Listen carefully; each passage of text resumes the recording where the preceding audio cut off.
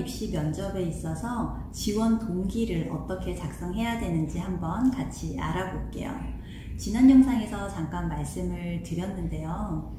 지원 동기 같은 경우에는 한 가지가 아니라 최소한 2가지 이상은 준비를 해 두셔야 돼요. 지원 동기는요, 승무직에 대한 지원 동기와 그리고 이 해당 학교에 대한 지원 동기가 이렇게 크게 2가지로 나눠져서 준비를 해야 되고, 학교마다 조금씩 다른 지원 동기를 따로 준비를 해 주셔야 돼요. 그래서 만약에 여러분들이 이제 해당 학교에 대한 지원 동기를 작성을 했는데 거기서 학교 이름을 빼고 다른 학교 이름을 계속 넣었을 때도 그 지원 동기가 다 말이 된다, 그러면은 잘못 작성한 지원 동기예요.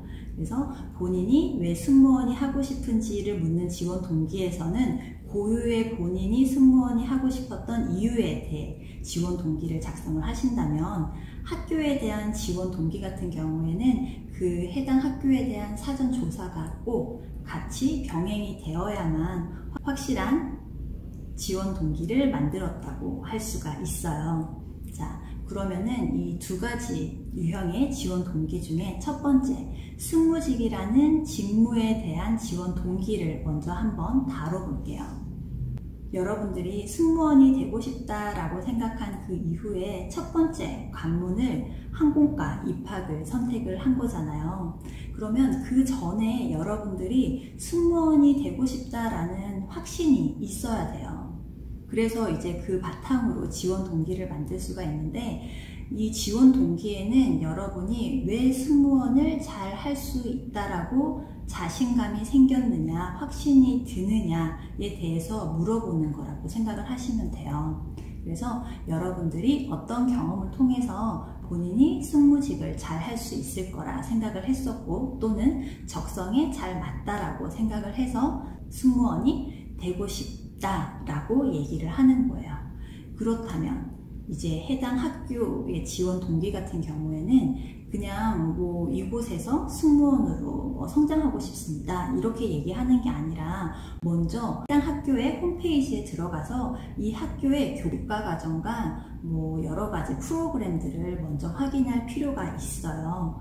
왜냐면 이 해당 학교의 지원 동기라고 하는 것은 이 학교에 입학을 해서 뭔가 뚜렷한 목표가 있어서 이를 바탕으로 성장하고 싶다라는 게 바로 해당 학교에 대한 지원 동기가 되어야 되거든요. 그런데 뭐 어디서나 할 수 있는 그런 서비스 실습에 대해서 배울 수 있다, 뭐 영어를 좀 더 깊이 있게 배우고 싶다, 이런 거는 사실 학교에 대한 조사가 이루어졌다라고 생각하기가 힘들어요.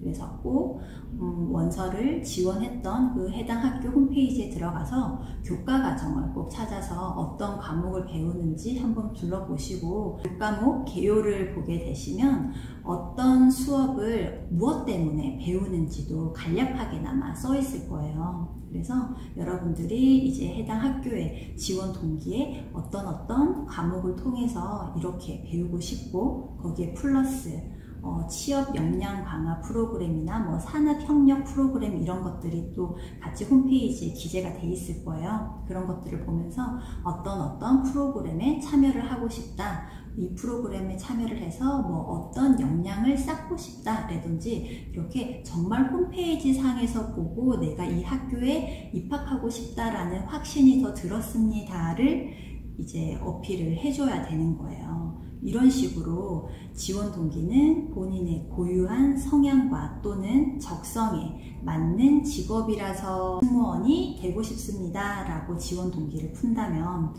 이 해당 학교에 대한 지원 동기는 꼭 해당 학교에 대한 조사가 먼저 선행이 되어야 하고요. 그 이후에 바탕으로 여러분들이 어떻게 성장하고 싶어서 지원을 했습니다 라는 게 또 꼭 포함이 되어 있어야 돼요. 여기까지 좀 이해가 되셨을까요? 면접 날짜가 이제 한 달 조금 넘게 남았잖아요. 물론 수시 1차 기준이지만.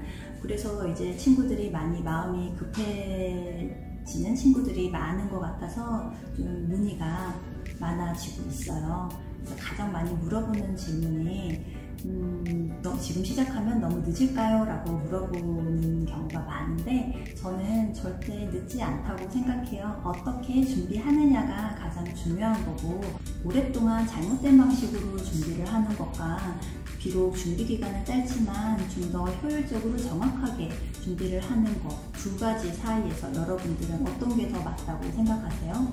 당연히 시간과 준비는 정비례하지는 않아요. 어떻게 하였느냐가 더 중요한 부분이에요.